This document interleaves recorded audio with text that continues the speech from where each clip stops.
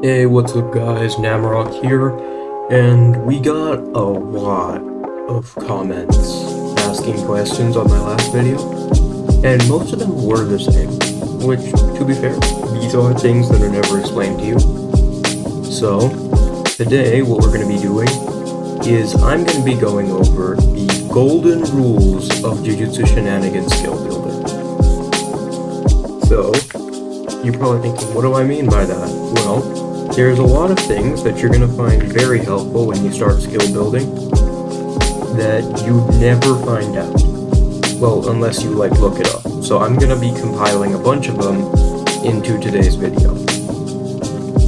So, first up, if you get out a NOT gate, the output ID is always going to be okay, not always. So basically, if I have a moveset block, I'm then going to have to scale up the moveset block to fit my character, right? But this moveset block does nothing, even when I'm not built, because it has no power. The NOT gate, this output, it always supplies power as long as there isn't an input. So if you leave this blank and set this to 1, then this is constantly supplying power. So if you put 1 here, this will always be powering this. So anybody that walks through it will be getting this ability. But this one doesn't currently have a move, that's why I'm not getting anything. So if you want to make a custom move, one thing that a lot of people do want to know, but don't know how to do, is Divergent Fist has a black flash timing, and that timing is 0.3. So if you copy this down into your skill builder, then when you use it, it'll black flash. But before I show you that, something that a lot of people fail to realize when they watch my domain tutorial: Invincible makes teleport blocks not work on you at all. If you have this setting on, you cannot teleport using teleport blocks. And no stun,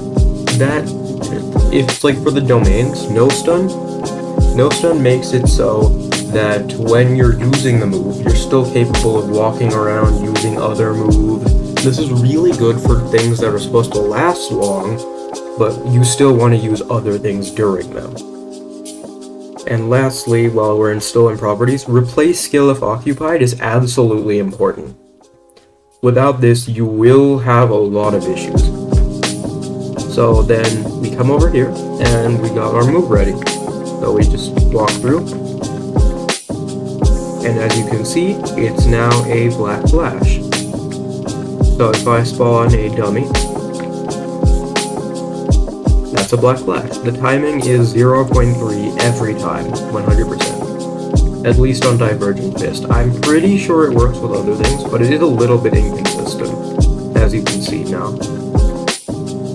It will not work sometimes, but that's an issue with the game. I don't know why. But yeah, that's how you do a Divergent Fist black flash. If I'm not wrong, to do a black flash with what's-his-face, Mahito, it's the same thing. So if you use Focus Strike and then you come over here and change this also to Focus Strike, it should be the same timing. So, okay, so it's not the same. Oh, it is. Yeah, it also just won't work sometimes, as we've established, but it should be the same timing. So, pretty much every black flash has the same timing, except for the elaborate ones like Toto's black flash. Those have different timings. So another golden rule is that the projectile block sometimes just won't load whatever visual you're going for here. So that's a thing. It just sometimes doesn't work. So if I set the visual to star outline, basically anything that doesn't look like it should be throwable won't throw. So if you send cursed energy, that's not going to be a projectile. but if you were to choose something like a cylinder or a sphere, those will shoot. That's how the projectile block works. I don't know why we can't like make a cursed energy flamethrower, but take that up with TZ, not me. Golden rule number 3 is you can always make an after image by setting the settings to glow, then alternate opacity to 1, so the after image fades, and alt position to -1. Now, the lower the time, the faster it'll look like you're going. So if I set the time to 0.5, and then I attach this to like a velocity block, it's like 100 for a second, and I set it to track. So now, this is going to do once. Now, I don't want you to just start spamming this down the line, because that is not going to be a good thing. You're just going to be wasting your time. What you should be doing is you're going to set a loop block, set a wait block so it's not perpetual.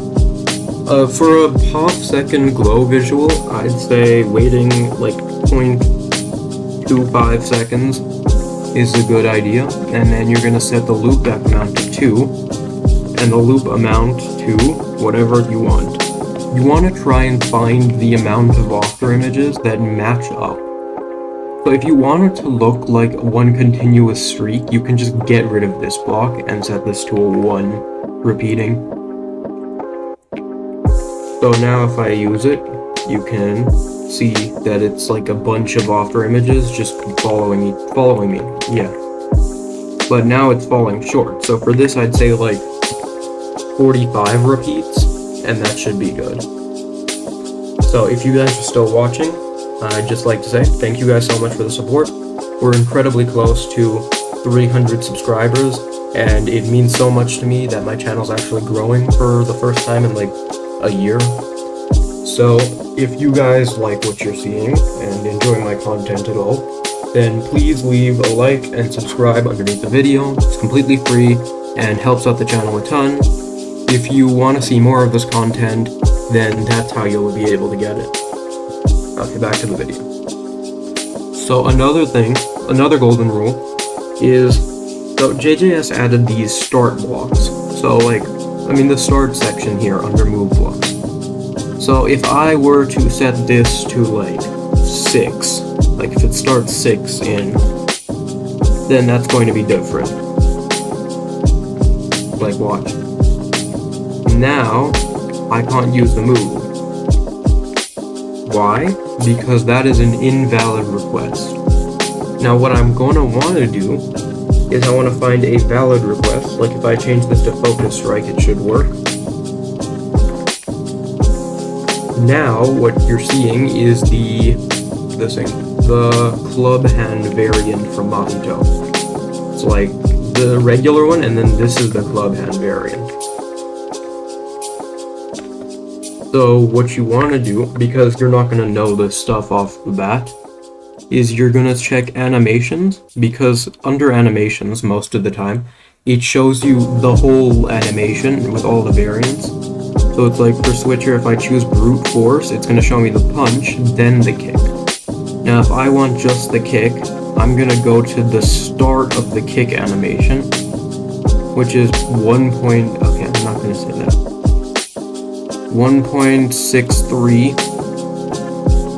and now that I know that this starts at 1.63 seconds in, I can come over to Switcher, brute force, and start it 1.63 seconds in. Now if I use the move, it'll do the kick variant, because that's when it starts. It starts on the kick animation. It's like this. Yeah, exactly. So you see how that works. Now, one other thing is to make aerial variants, well, not really, but if you want to like hover in the air, what you can do is you can first up set this one to whatever height you want to go to, but not on the z-axis, of course. Doing it on the z-axis is just not going to do anything except make you go forward. And you set the time to like 1 second, then track so you go upwards. then fade. So because this lasts a second, you want to set the wait block to a second. Now you want to set this to 1, copy it, and set this to -1. And then you want to make sure this lasts for however long you want. So if I want this to last 2 seconds, because these are two counteracting forces pulling you in both directions, you're just going to balance out and hover. So then you want to turn on track, and now that this is like this, when I press the move, I'll go up, and then I'll hover for 2 seconds. So that's how you hover in JJS. So with this, you can make cool things like Yuki's black hole, domain expansions. So golden rule number 5 is connect blocks. The first thing about connect blocks, always keep this as infinite, because odds are you're never going to be close enough to the actual block part of the connect block.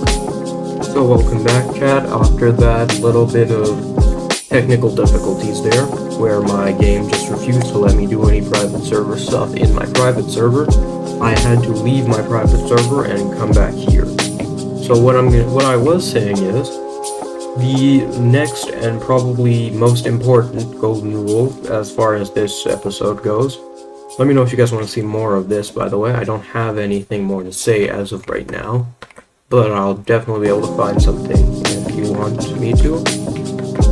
So remember, always, not AND gate, remember always use a NOT gate and set it to the same frequency as your block. So what you want to do, set up a connect. The signal is the thing that matters the least about this interface here. So you can set the signal to anything you want. Like if I set the signal to 2, it's going to output a connect signal of 2. Now the range, always keep this infinite unless you want a specific reason. Like if you're making a map and you want them to get close to something in order to use the move, then that makes sense. But if you're not, then you genuinely do just want to keep it infinite, because as you saw in my domain expansion tutorial, which you probably watched, and if you haven't, go watch it, it's amazing. But what you're going to do next is put down a connect block and set the signal to the same thing.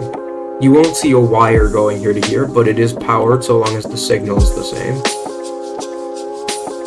So I'm pretty sure this is the signal, and then this is the output. So if I set this to 3, and then I set an NPC block, no, sorry, that would be a little bit worse.